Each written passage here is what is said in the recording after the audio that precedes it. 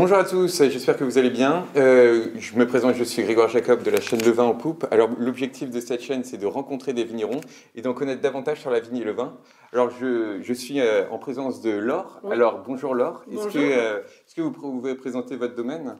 Oui, avec plaisir. Donc moi, je suis la 15e génération du domaine et ça fait exactement depuis 1614 qu'on fait du vin ici, dans la même cave, là où on se trouve. Donc on a fêté nos 400 ans en 2014 et on a la chance aujourd'hui de pouvoir continuer à utiliser nos vieux foudres, les tonneaux que vous voyez ici, et à faire perdurer le domaine. D'accord, donc ces foudres-là, comme on appelle, ils ont combien d'années?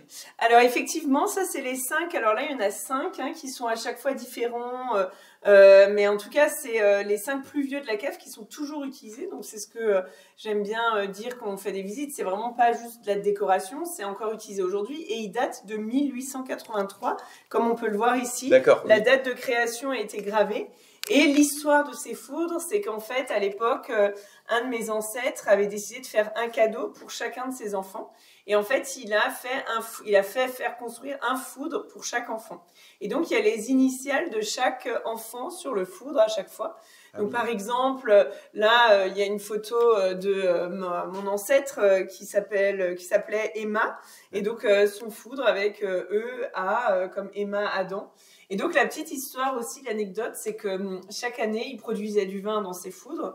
L'argent de la vente était mis sur un compte à part. Et le jour du mariage, en fait, c'était leur dot de mariage. D'accord. Donc, c'est une belle histoire qui, malheureusement, s'est perdue. Mais en tout cas, nous, c'est une grande fierté. Moi, particulièrement, vraiment, je vais en tout cas, toute ma vie, continuer à les garder, à les entretenir. On les bichonne comme nos bébés parce que c'est quand même assez exceptionnel, quoi. C'est sûr que c'est des belles...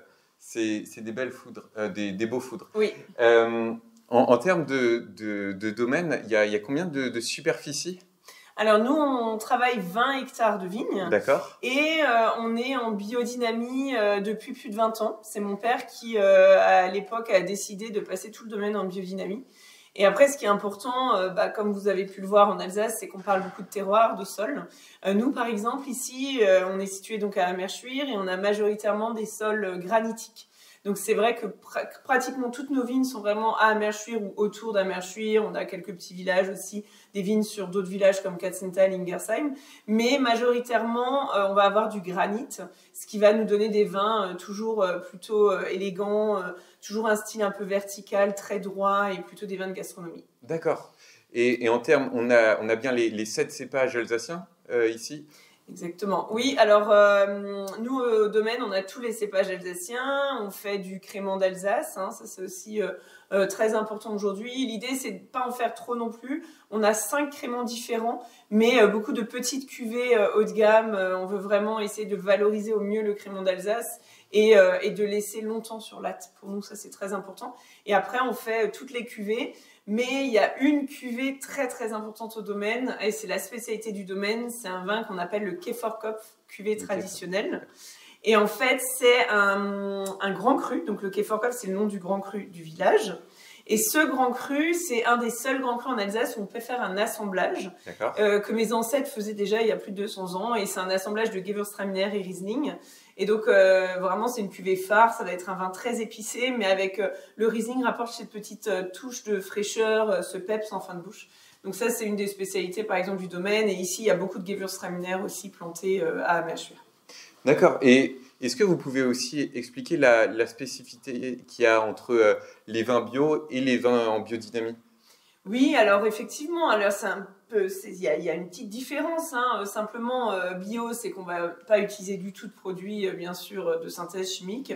Mais la biodynamie, en fait, on va essayer d'aller un petit peu plus loin. C'est-à-dire que nous, au domaine, on va travailler davantage, par exemple, le sol. Pour nous, la biodynamie, c'est avant tout, c'est travailler le sol. Donc, on va aider, en fait, les racines à puiser très, très profondément dans le sol pour chercher les sels minéraux. Et c'est vrai qu'au début, quand mon père a commencé il y a plus de 20 ans, les vignes, pendant 1 ou 2 ans, ont un peu souffert, c'était difficile. Et maintenant, on voit vraiment que les racines sont implantées et très très profondément. Et quand on a des années de sécheresse ou voilà, des problèmes, souvent, on voit qu'elles sont capables de puiser très profondément et donc on va avoir plus de fraîcheur dans nos vins. Donc ça, c'est vraiment quelque chose d'important. Et après aussi, on fait des préparations à base de plantes.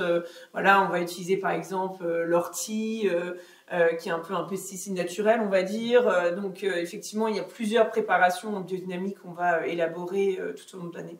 Oui, d'accord. Donc c'est assez vaste Oui. et assez complexe, effectivement. Mais finalement, c'est pas si compliqué pour moi la biodynamie.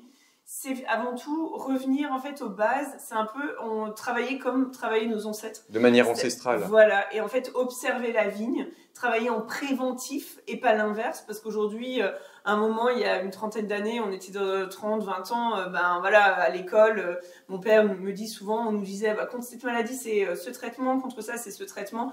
Et lui n'était pas vraiment d'accord, en fait. Il avait l'impression de plus maîtriser son propre métier. Et en fait, c'est simplement observer la vigne et on voit très bien si elle est en bonne santé ou non. Et quand on travaille en biodynamie, bah, en fait, on va faire en sorte que la vigne ne tombe pas malade et pas l'inverse. Et donc, c'est pour ça qu'on va faire un peu comme l'homéopathie pour nous. On va renforcer ses défenses immunitaires pour qu'elle se sente mieux et qu'elle ne tombe pas malade. D'accord. Donc, on peut utiliser du soufre et du cuivre quand même, hein, mais on va les utiliser à petite dose et sinon, on n'utilise pas d'insecticides ou de ce genre voilà, de choses, effectivement. Après, je dis pas que c'est mieux que de ne pas être en bio, ou voilà, chacun a sa façon de penser, oui, chacun, sa philosophie. Mais nous, en fait, c'est simplement essayer de travailler au plus proche du vivant. Et puis, c'est aussi mon mari aujourd'hui qui est chef de culture et lui, vraiment, ça lui tient à cœur de travailler dans des vignes voilà, comme ça pour essayer d'avoir vraiment le côté terroir au maximum dans nos vins.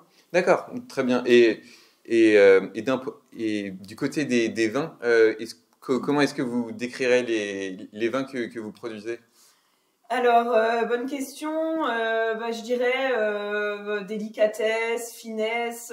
En fait, ce qu'on cherche vraiment dans tous nos vins, dans toute la gamme, même un Gewürztraminer chez nous, on va jamais être sur la lourdeur, sur le sucre. Comme je le disais au début, on est vraiment plus sur des vins gastronomiques.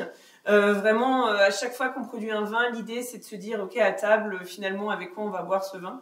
Non, effectivement, c'est vraiment avec quoi on va manger ce vin. Pardon. On va manger avec l'accord vin. Mais effectivement, c'est vraiment faire des vins fins, élégants, faciles à boire. Et souvent, on dit, finalement, le plus important, c'est on se rend compte quand un vin est bon, c'est quand la bouteille se vide facilement. Oui. et c'est vrai que parfois, aujourd'hui, on veut faire des vins trop boisés, trop complexes, et finalement, on n'a plus de plaisir. Donc, moi, j'essaie vraiment toujours de faire des vins qui nous ressemblent, qui ressemblent au terroir et qu'on a envie de boire avec plaisir, quoi, facilement, tout simplement. Et juste pour terminer, quel est vraiment l'aspect qui vous fait vibrer en tant que vigneronne Alors, moi, je dirais, ce que j'aime dans mon métier, alors déjà, ce qui est intéressant, c'est qu'on fait plein de choses différentes. Finalement, on a un métier, mais on en a 50 à la fois. Mais ce que j'aime le plus, c'est que chaque millésime est différent. Donc, en fait, on s'ennuie jamais. Chaque millésime, c'est une nouvelle naissance. Et on va avoir des millésimes plus simples que d'autres. Mais chaque année, c'est un nouveau challenge qui s'offre à nous. Et en fait, c'est ça que j'aime. C'est vraiment ce côté différent chaque année. Et après, c'est un métier de passion. C'est vrai on travaille beaucoup entre la cave, les vignes, le commerce. On fait plein de choses, mais c'est ça qui est passionnant dans notre métier aussi, quoi. Super. Merci beaucoup, Laure. Merci à vous.